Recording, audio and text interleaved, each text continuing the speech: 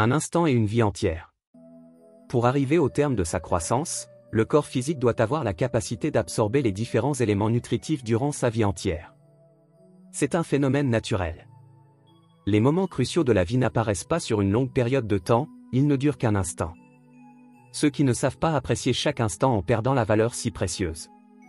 Ils ne grandiront jamais, ni ne pourront recevoir le trône et la couronne de Dieu en héritage. Aussi soyez attentifs à la manière dont vous vous exprimez, à chacune de vos actions, et même à chacune de vos pensées, afin de donner à toute occasion tout son éclat et son rayonnement. À affronter la vie et trouver des solutions aux problèmes, avec la conviction que chaque instant de votre vie quotidienne sera inscrit comme un phénomène relié au monde. C'est la seule façon d'être victorieux. En ce sens, le règne de la victoire, qui peut aussi être historique ou universel, est déterminé en un instant.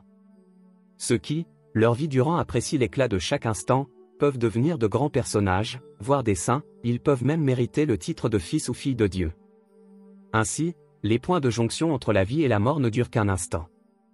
Aujourd'hui, le problème est notre attitude. Bien sûr, il nous d'abord désirer la réforme de notre société et souhaiter que la volonté de Dieu soit faite. Mais le plus important encore est de savoir comment devenir personnellement un avec ce désir.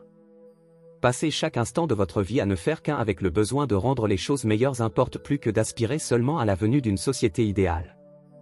C'est pourquoi, il est essentiel pour nous de commencer par créer un environnement individuel, familial, tribal et racial, qui nous permette d'hériter de la volonté de Dieu, afin de contribuer à l'établissement d'une société idéale.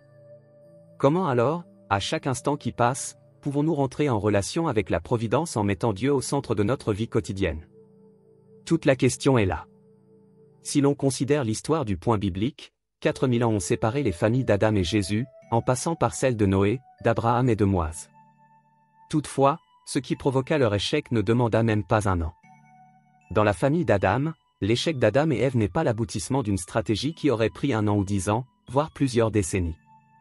Leur échec s'est joué en une seconde et, si l'on considère comment ce désastre d'un instant s'est perpétué sur une période de temps immuable, nous réalisons l'effrayante et redoutable importance d'un instant.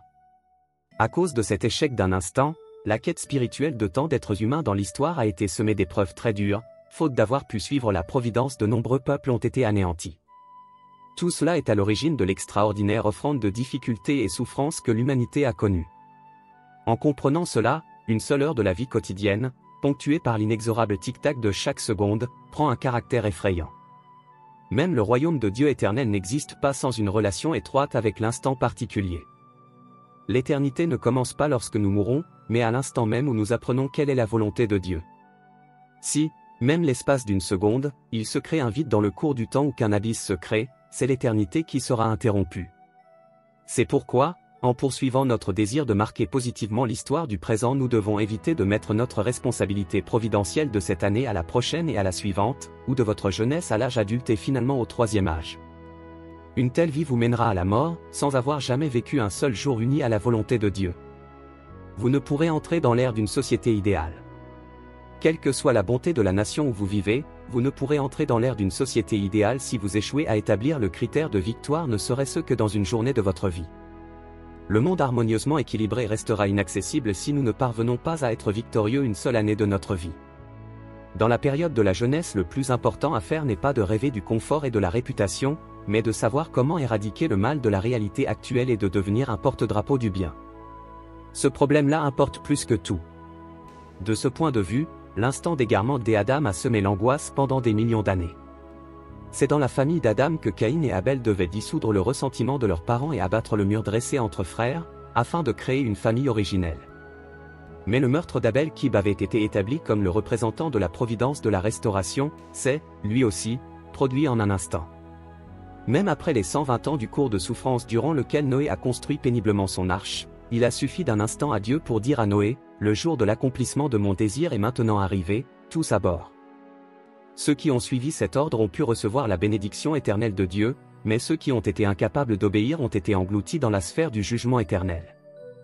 Il en a été ainsi pour Abraham, en un clin d'œil, Dieu l'a béni en lui disant, « Je te comblerai de bénédictions, je rendrai ta postérité aussi nombreuse que les étoiles du ciel et que le sable qui est sur le bord de la mer. » Abraham n'a pas mis 10 ans à faire son offrande. Elle représentait une simple journée de travail. Couper l'offrande et la placèrent sur l'autel ne lui a pas pris plus d'une heure, mais cette heure-là contenait en germe une histoire de vie ou de mort, de bénédiction ou de malédiction.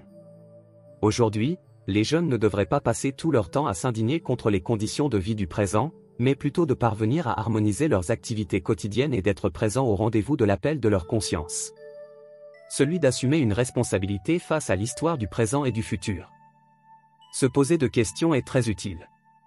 Pourquoi êtes-vous né? Pourquoi c'est dans telle famille, telle nation et à telle époque que vous êtes né? Pourquoi ces événements se sont produits dans votre vie? Quel impact ont-ils eu sur votre vie positivement ou négativement? Les événements qui vous arrivent sont-ils vraiment du hasard ou non? Quelle est vraiment votre potentialité et à quel but vous pensez qu'elle serve? Sans se poser des questions du genre comment pouvons-nous connaître le sens de votre vie et réaliser la valeur de chaque instant? Si vous êtes né, c'est que vous avez une potentialité qui constitue le besoin de votre environnement, de votre époque, de votre société etc. Développer cela est le but de notre combat pour la vie. Car c'est ce qui nous aurait rendu importants auprès des autres et donné un sens à notre vie. L'important est de savoir que la voie de notre destinée se décide en un instant relativement insignifiant.